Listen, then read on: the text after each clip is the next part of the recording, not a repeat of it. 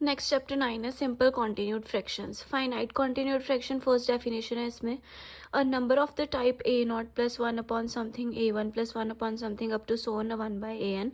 ये हमारे पास फाइनाइट कॉन्टिन्यूड फ्रैक्शन होती है। A naught A one A two up to so on A N हमारे पास क्या होते हैं, real numbers. The continued fraction is denoted by, इसको हम स्क्वायर ब्रैकेट में भी डिनोट कर सकते हैं।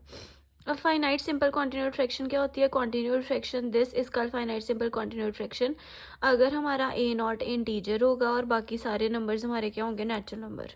अब थ्योरम 1 है हमारे पास, every rational number can be expressed as finite simple continued fraction in just two veg.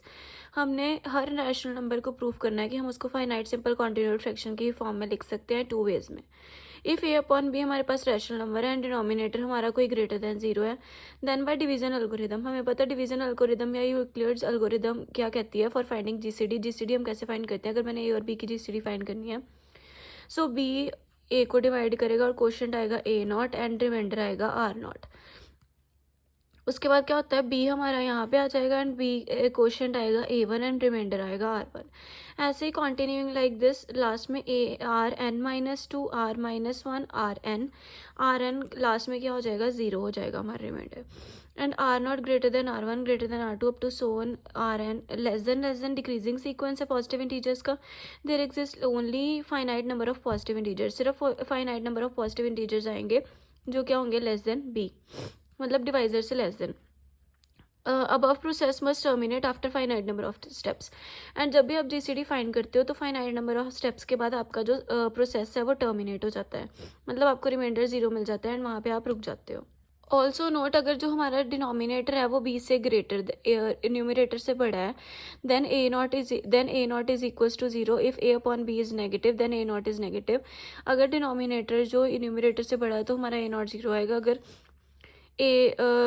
अगर A upon B if A upon B अगर नेगेटिव है तो ए नॉट भी नेगेटिव आएगा। अगर हमारा since each remainder R I is positive integer, but जो हमारा आर आई रिमाइंडर है वो क्या आएगा, पॉजिटिव इंटीजर।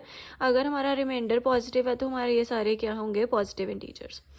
अब ए अपॉन बी को मैं इस फॉर्म में लिख सकती हूँ, ए नॉट, अगर मैं फर्स्ट इक्वेशन को इसके साथ सभी को बी के साथ डिवाइड कर दूँ, इसको भी बी के साथ, इसको भी बी के साथ, इसको भी बी के साथ, तो यहाँ से बी कैंसिल हो जाएगा, ए नॉट आ जाएगा, आर नॉट अपॉन बी आ जाएगा, ए अपॉन बी आ जाएगा। तो मेरे पास कुछ ऐसी चीज़ बनेगी, इसको मैं one upon b upon r naught लिख सकती हूँ। फिर बी अपॉन आर नॉट की वैल्यू मैंने फाइंड करनी है सेकेंड इक्वेशन में से, वो मेरे पास क्या आएगी, A one plus R one by R naught. Similarly R one by R naught की इसको रेसिप्रोकल करके लिख देना, फिर R naught by R one की वैल्यू मैंने फाइंड करनी है, तो मेरे पास आएगी ये। कॉन्टिन्यूइंग लाइक दिस हमारे पास कुछ ऐसी सी टर्म बनेगी एंड इसको मैं कैसे लिख सकती हूँ, स्क्वायर ब्रैकेट में A naught A one A two A three up to so on A N. Second part में अगर मेरा A N greater than one है देन ए एन को मैं कैसे लिख सकती हूँ, ऐड और सब्ट्रैक्ट कर सकते हैं वन इसमें से, एंड इसको मैंने स्क्वायर ब्रैकेट की फॉर्म में लिख दिया and a N minus one में ऐड और सब्ट्रैक्ट कर दिया वन को, इसको ऐसे भी लिख सकती हूँ। अगर मेरी लास्ट टर्म वन है तो मेरा जो इसको मैं कैसे लिख सकती हूँ, A N minus one plus one by A N. A N अगर वन है तो ए एन की जगह पर वन पुट कर देंगे, A N minus one plus one क्या, A N minus one plus A N minus one plus one बन। देन स्क्वायर ब्रैकेट में भी फिर ए एन की जगह पर यही टर्म आएगी, a N minus one plus one. Every rational number को हमने एक्सप्रेस कर दिया एग्जैक्टली टू वेज में। सेकेंड थ्योरम अबव थ्योरम का ही कन्वर्स पार्ट है, every finite simple continued fraction represent a natural number. अब हमने इसका उलट ऊपर वाले थ्योरम का ही कन्वर्स पार्ट प्रूव करना है कि हर फाइनाइट सिंपल कॉन्टिन्यूड जो फ्रैक्शन होती है वो क्या रिप्रेजेंट करती है, रैशनल नंबर को। अब इसको हमने ऐसे लिख लिया, b any finite simple continued fraction है, ए वन क्या है मेरे पास integer, a two A three a four up to so on A n क्या है हमारे पास नेचुरल नंबर। हमने क्या प्रूव करना है कि सिंपल कॉन्टिन्यूड जो फ्रैक्शन है रिप्रेजेंट किसको कर रही है, रैशनल नंबर को। इसको हम पी एम आई से रिप्रेजेंट प्रूव करेंगे। जब मेरा n is equals to one है तो जो मेरी सिंपल कॉन्टिन्यूड फ्रैक्शन होगी वो क्या होगी, ए वन। ए वन मेरे पास क्या है, रैशनल नंबर है। स्टेप टू में क्या होगा, assume that result is true for n minus one. N minus one के लिए मैंने रिजल्ट टू अज्यूम कर लिया। A one A two A three a N minus one तक ये चीज़ क्या आ गई, रैशनल नंबर आ गई। अब स्टेप थर्ड में क्या होगा, मैंने एन के लिए प्रूफ करना है, तो पहले मैंने वन से लेके एन ए एन तक लिए, इसको मैं ऐसे रिप्रेजेंट करती हूँ। या फिर मैं क्या कर लिया, ए वन प्लस ये जो सारे नंबर्स हैं इनको मैंने स्क्वायर ब्रैकेट में लिख लिया। यहाँ पे आएगा a two A three up to so on. अब ये a step by step two में हम क्या बोल रहे थे, ए एन माइनस टर्म जो है वो रैशनल नंबर है।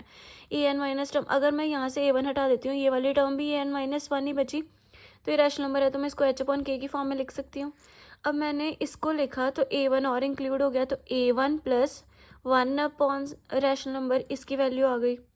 वन अपॉन इसकी वैल्यू क्या है, एच अपॉन के, ये रेसिप्रोकल हो गया, के अपॉन एच बन गया, इसका एलसीएम लिया, ये आ गया, इसको हमने ले लिया is equal to p by q के। पी अब हमारा इस चीज़ के इक्वल एंड क्यू हमारा इस चीज़ के equal. So p is equal to this, q is equal to this, which is rational number. So हमारी जो है दोनों ये जो कन्वर्स पार्ट है वो भी क्या हो गया, प्रूफ।